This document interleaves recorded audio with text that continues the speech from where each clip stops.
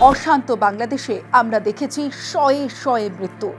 এখনো পর্যন্ত কোটা সংস্কার আন্দোলনকে কেন্দ্র করে সংঘর্ষ সংঘাতে 580 জনের বেশি মৃত্যু বাংলাদেশে। এর মধ্যে ঢাকা মেডিকেল কলেজ হাসপাতাল ও শহীদ সোহরাওয়ার্দী মেডিকেল কলেজ হাসপাতালে আনা হয়েছিল 208 জনকে। তাদের অনেককে আনা হয় মৃত অবস্থায়, আবার অনেককে চিকিৎসাধীন অবস্থায় মৃত্যু হয়।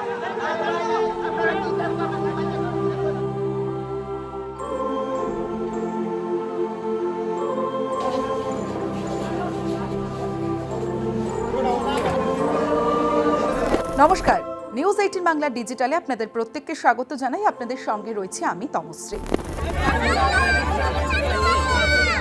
আমার সামনে দেখি 5টা লাশ আসছে, এরকম ছেলের দেখি মাথায় বুলেট, এই জায়গা থেকে মাংস উঠে গেছে। মানে আমি ভাবতে পারি না যে আমার দেশে এরকম যুদ্ধ আমার নিজেদের মানুষের মধ্যে দেখতে হবে।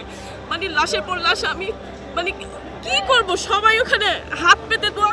কিন্তু ময়নাতদন্ত ছাড়াই অনেকের দেহ শেষকৃত্য হয়ে যায়, এতেই বিচার নিয়ে শঙ্কা। খবর অনুযায়ী ঢাকা মেডিকেলে ময়নাতদন্ত হয়েছে 107 জনের। ময়নাতদন্ত না করে 60টি দেহ স্বজনরা নিয়ে গেছেন। একইভাবে শহীদ সোহরাওয়ার্দী মেডিকেল কলেজে হাসপাতালে গুলিবিদ্ধ হয়ে মারা যাওয়া 41 জনের দেহ ময়নাতদন্ত না করে তার পরিজনেরা নিয়ে যান।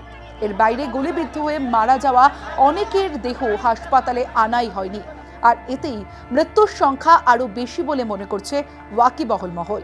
আইন বিশেষজ্ঞরা বলছেন, ময়নাতদন্তের রিপোর্ট না থাকলে এসব হত্যাকাণ্ডে জড়িতদের বিচারের মুখোমুখি করা যাবে না।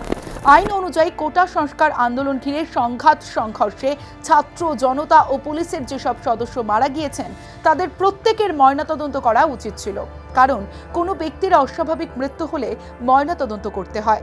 ময়নাতদন্ত না হলে ওই ব্যক্তির মৃত্যুর কারণ জানা যাবে না।